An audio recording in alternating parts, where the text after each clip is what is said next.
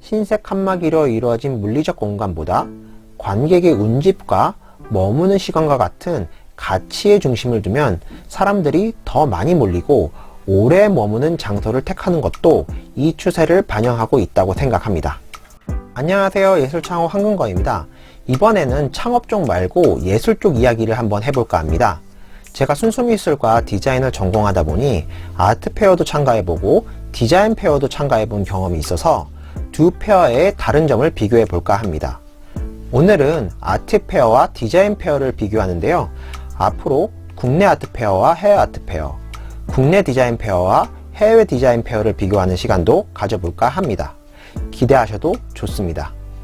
먼저 예술가나 디자이너가 아닌 분들을 위해 간략하게 날림으로 아트 페어와 디자인 페어에 대해서 말씀드려 볼게요.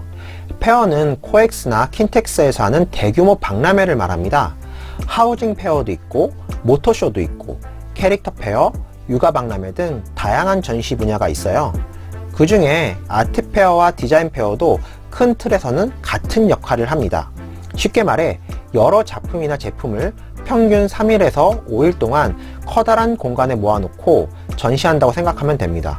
보통 많은 사람들이 관람하러 오기 때문에 참가하는 쪽에서 보면 제품이나 작품을 홍보하기도 하고 그 자리에서 판매도 하는 등 비상설 마켓 역할을 하고, 관람객 입장에서는 여기저기 찾아다니지 않고 한 곳에 가면 다 볼 수 있어서 각 제품이나 작품을 서로 비교해 볼 수 있다는 장점이 있습니다.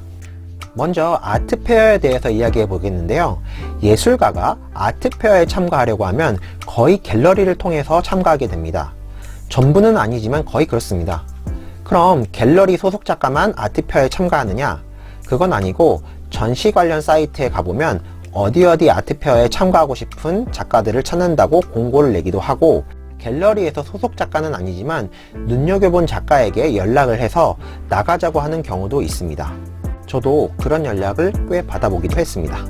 그러면 한 갤러리에서 한 작가만 나가느냐? 그것도 아닙니다. 제가 본 아트페어는 거의 그런 경우는 없고 한 갤러리에서 여러 작가들이 함께 나갑니다. 당연히 참가비도 발생하고 작품이 판매가 되면 수수료도 있습니다. 갤러리에서 개인전이나 단체전을 하면 홍보나 모객에 한계가 있는데 아트페어에 나가면 정말 많은 사람들이 방문하기 때문에 작품을 홍보하기 좋고, 또 다른 갤러리 관장님이나 대표님, 큐레이터들을 만날 수 있어서 네트워킹의 장이 되기도 합니다. 하지만 다양한 작가의 작품이 제한된 공간에 전시가 되기 때문에 작가의 컨셉에 맞게 공간을 꾸미기 힘들고 작가 개인이 참가할 수 없고 갤러리를 통해 나가야 하는 게 대부분입니다. 우리나라의 대표적 아트페어는 키아프라고 하는 한국국제 아트페어가 있습니다. 또한 코엑스나 킨텍스에서 하는 대형 컨벤션형 아트페어 말고 호텔에서 하는 호텔 아트페어도 있고, 요즘 소규모로 다양한 공간에서 아트페어를 열기도 합니다. 다음은 디자인 페어에 대해서 알아보겠는데요.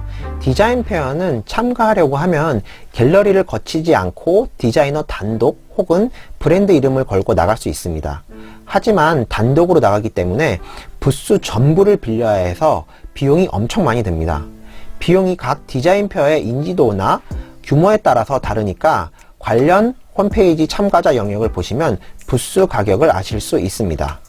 반면에 공간을 컨셉에 맞게 꾸밀 수 있고 제품을 판매해도 수수료가 없습니다. 대부분의 아트페어는 흰색 파티션으로 이루어져 있지만 이것을 단독 부스라고 합니다. 디자인 페어는 독립 부스라고 하여 공간에 주어진 벽이 없이 공간 자체를 브랜드 컨셉에 맞게 꾸밀 수도 있습니다. 다만 돈이 어마어마하게 많이 들어가겠죠. 그래서 대부분의 큰 회사들이 이런 독립 부스를 많이 제작을 합니다. 대표적인 국내 디자인 페어는 3월에 열리는 서울 리빙 디자인 페어가 있습니다. 또 이번 12월에 제가 참가하는 홈 테이블 데커 페어도 많이 성장하고 있는 추세입니다. 나중에 제 유튜브 채널을 통해 구독자분들을 초대해서 입장권을 드릴 테니까요. 많은 기대 바랍니다.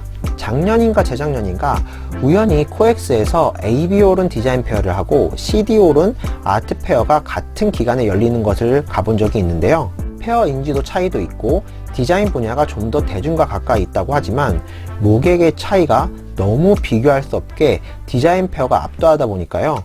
아트 페어의 과제가 만만치 않구나 하는 생각이 들었습니다. 그래서 최근에는 갤러리들이 사람들이 많이 방문하고 훨씬 홍보가 잘 되는 디자인 페어의 부스를 빌려서 참가하기도 합니다. 제가 예전 영상에서 물질 중심주의와 가치 중심주의에 대해서 설명을 해드렸었는데요. 흰색 칸막이로 이루어진 물리적 공간보다 관객의 운집과 머무는 시간과 같은 가치의 중심을 두면 사람들이 더 많이 몰리고 오래 머무는 장소를 택하는 것도 이 추세를 반영하고 있다고 생각합니다. 보통 전시회는 갤러리나 아트페어 등 전시 공간에서 한다는 물질 중심적 사고를 하는 게 대부분이었습니다.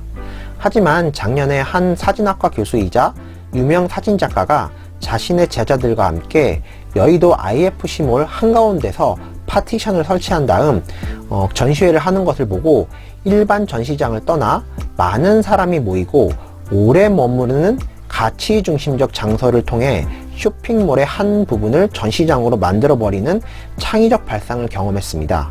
주중 주말할 거 없이 많은 사람이 모이는 여의도 IFC몰이다 보니까요, 작품 홍보가 잘 되고 작품도 정말 많이 팔리는 광경을 목격하기도 했습니다. 저도 이전 영상들에서 소개해드렸다시피 작품 자체를 관객에게 보여드리기보다 공간 자체를 작품과 어울리게 꾸며서 관객들이 오셔서 공간의 분위기를 느끼고 작품을 체험하는 등 소통하는 전시를 지향하다 보니 아트페어보다 디자인 페어를 선호하는 편입니다. 또 창업을 해서 브랜드를 만들고 제품을 생산하다 보니 디자인 페어 이외의 다른 분야의 페어에도 나갈 수 있다는 장점이 있었습니다. 이처럼 오늘은 아트페어와 디자인 페어에 대해서 알아봤는데요. 예술가들은 디자인 페어가 어떻게 진행되는지 잘 모르고, 반면 디자인을 전공한 디자이너들은 아트페어의 어떤 과정을 통해 참가하는지 잘 몰라서 이 둘을 비교해보는 시간을 가져봤습니다. 그래서 디자이너가 예술성을 가미하기 위해 갤러리와 손을 잡고 아트페어에 참가하기도 하고, 갤러리 혹은 작가들이 많은 대중에게 작품을 홍보하기 위해 디자인 페어에 참가하기도 합니다. 또 요즘 미국처럼 아트바젤 마이애미가 열리는 기간에 디자인 마이애미가 열리듯 예술과 디자인 전시가 함께 열리기도 하며, 디뮤지엄이나 예술의 전당처럼 작품 감상을 위한 디자인 전시가 열리기도 합니다. 더불어 예술가의 작품을 프린트하여 가격을 낮추고 대량으로 판매하는 회사가 생기는 것을 보면 점점 순수미술과 디자인이 융합하는 시도를 많이 하고 있다는 생각이 듭니다. 이를 통해 예술가들도 작품의 컨셉과 유사한 아이템을 정해서 디자인 페어에 나가보기도 하고, 디자이너들도 예술성을 가미해 아트페어에 참가해 보는 것도 자신의 창작 영역을 키우는데 큰 도움이 될 거라고 생각을 합니다. 여러분의 예술창업 황금거위 카페 가입과 유튜브 채널의 좋아요, 구독, 알림 설정은 이 컨텐츠를 지속하는 데 큰 힘이 됩니다. 그리고 꼭 배가 고파야만 예술이 되는 것은 아닙니다. 경제적 여유를 가지고 창작 활동을 하면 더 좋은 작품을 만들 수 있습니다. 우리도 할 수 있습니다. 감사합니다.